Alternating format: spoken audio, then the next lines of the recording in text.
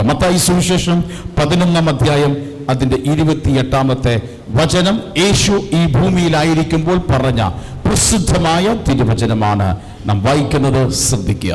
അധ്വാനിക്കുന്നവരും ഭാരം ചുമക്കുന്നവരുമായുള്ളവരെ എല്ലാവരും എന്റെ അടുക്കൽ വരുവേൻ, ഞാൻ നിങ്ങളെ ആശ്വസിപ്പിക്കാം.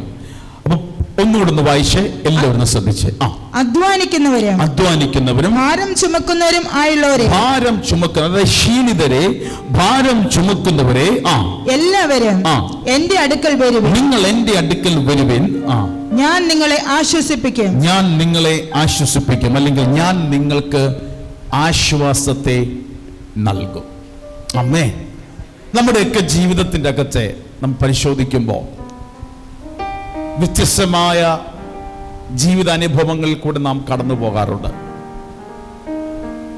ചില സമയത്ത് അസാധാരണമായ പ്രതിസന്ധി നമ്മുടെ ജീവിതത്തിൽ വരാറുണ്ട്. മനസ്സിനെ തളർത്തുന്നുണ്ട്, ശരീരത്തിനെ തളർത്തുന്നുണ്ട്, സാമ്പത്തിക മണ്ഡലത്തെ തളർത്തുന്നതുണ്ട്. അങ്ങനെ പലവിധ പ്രശ്നം നമ്മുടെ എല്ലാവരുടെയും ജീവിതത്തിൽ വ്യത്യസ്ത അനുഭവങ്ങളിൽ, വ്യത്യസ്ത സാഹചര്യങ്ങളിൽ നമ്മളെല്ലാം അനുഭവിക്കാറുണ്ട്. നമ്മൾ പലപ്പോഴും അതിന് സൊല്യൂഷൻ, അതിന് പരിഹാരം നമ്മൾ കണ്ടെത്താൻ നമ്മൾ ആവുകളും നമ്മൾ ശ്രമിക്കാറുണ്ട്. നമ്മെ കൊണ്ട് ട്രൈ ചെയ്ത് നമ്മൾ ആവുകളും എന്ത് ചെയ്യാറുണ്ട്? പരിശ്രമിക്കാറുണ്ട്.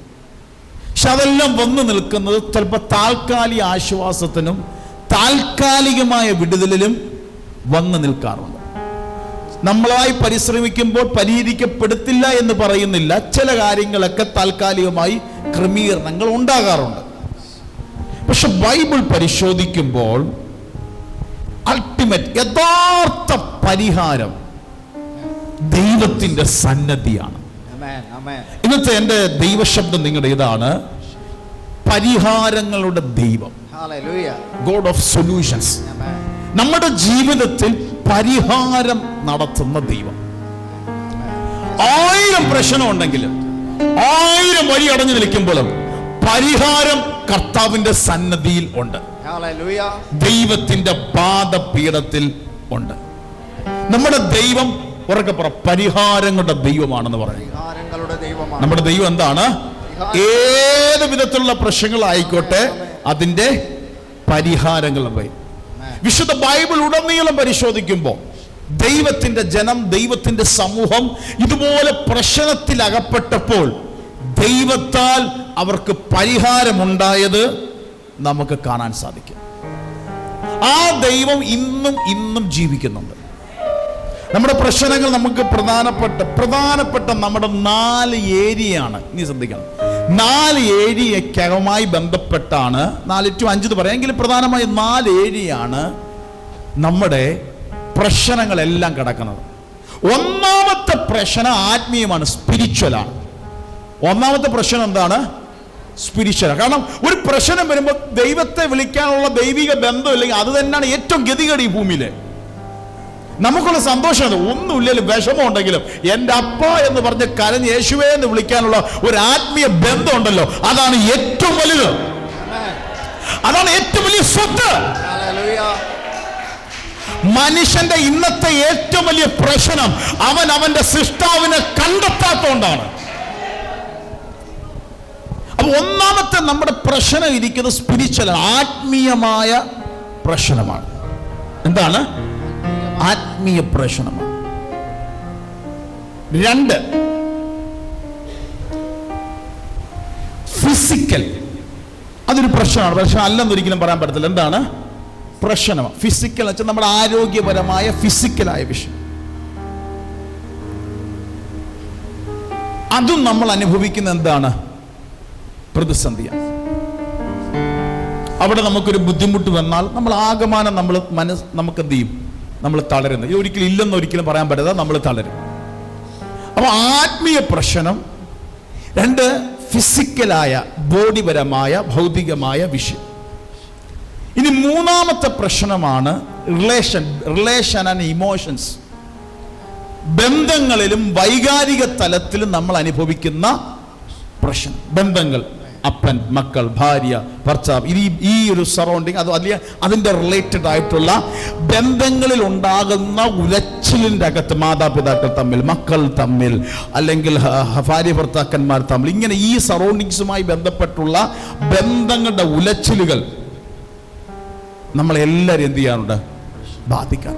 അതുമായി ബന്ധപ്പെട്ട് തന്നെയാണ് നമ്മുടെ ഇമോഷനും റിലേഷനും ഉണ്ട്. അത് ഒന്നിച്ച് ഞാൻ പറഞ്ഞത്, ഇമോഷനായിട്ടുള്ള പ്രശ്നങ്ങളിൽ കൂടെ ചിലർ അമാനുഷികമായ ഉള്ളിൽ ഇങ്ങനെ പ്രഷറിൽ കൂടെ കടന്നു പോകും. മനസ്സങ്ങ് വല്ലാത്ത അനുഭവത്തിൽ കൂടെ കടന്നു പോകുന്ന അനുഭവങ്ങൾ, ഒന്നും ചെയ്യാൻ തോന്നാത്തൊരവസ്ഥ. അത് നമ്മുടെ എന്താ പറയുക, നമ്മുടെ ജീവിതത്തെ നല്ല ഒരു കാര്യം ചെയ്യാൻ നമ്മളെ സമ്മതിക്കത്തില്ല. മടി എന്ന സാധനം കൊണ്ടുവരും, അലസത കൊണ്ടുവരും, എല്ലാം കൊണ്ട് നമ്മളെ അങ്ങ് ഇമോഷണലി വൈകാരികപരമായി നമ്മളെ അങ്ങ് ഒതുക്കും. ആ ഏരിയ നമുക്ക് എന്താണ്, വിടുതൽ വേണ്ട അനുഭവമാണ്. അത് ഒരു വലിയ പ്രശ്നമുള്ള കാര്യമാണ്. അത് വരുമ്പോൾ സത്യം പറഞ്ഞാൽ അതിനെ കുടഞ്ഞ് കളഞ്ഞോണം. അത് ഒരു ദിവസം രാവിലെ കയറിയാൽ അന്നത്തെ ദിവസം ഒന്നും ചെയ്യാൻ തോന്നത്തില്ല. നമ്മളൊരു മന്ദത അടച്ചിട്ടിട്ടിരിക്കും.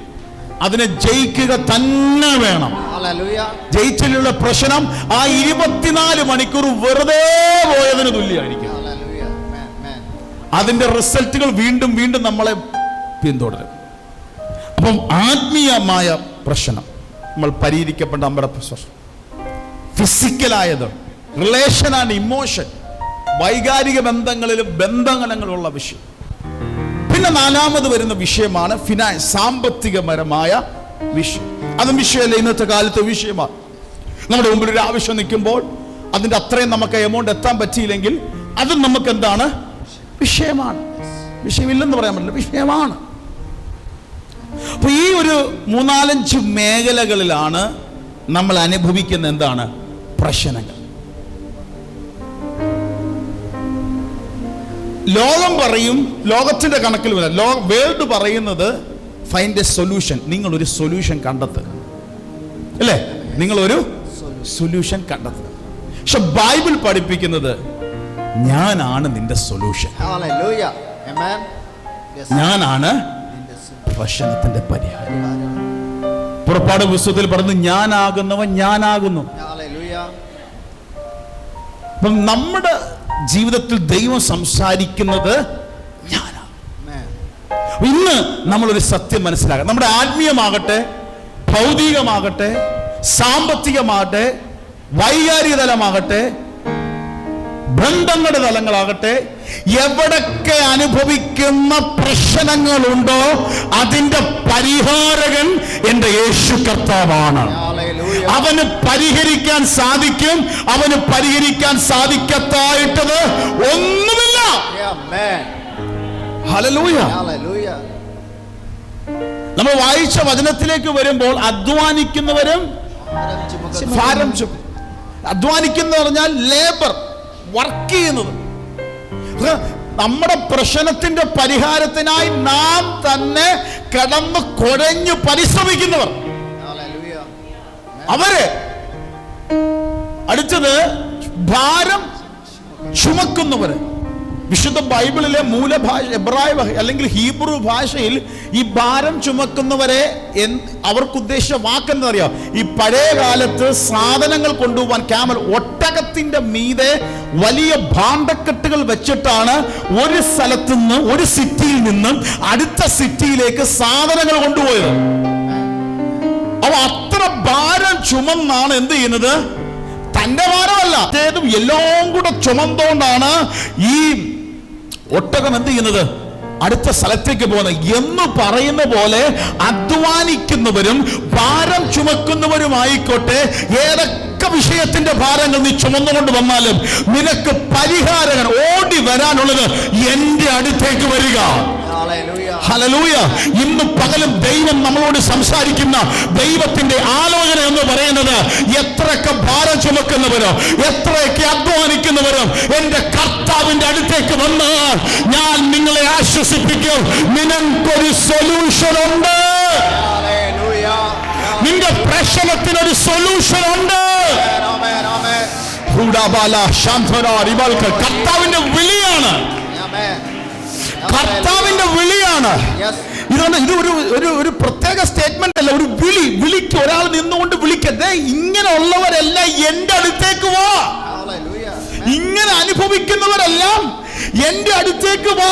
ആത്മീയമായി, ശാരീരികമായി, ഭൗതികമായി, മാനസികമായി, ബന്ധങ്ങളിൽ എവിടൊക്കെ നീ ഭാരം ചുമക്കുന്നു, എവിടൊക്കെ നീ അധ്വാനിക്കുന്നു, അവരെല്ലാം എന്റെ അടുത്തേക്ക് വാ. യേശു ക്രിസ്തുവിന്റെ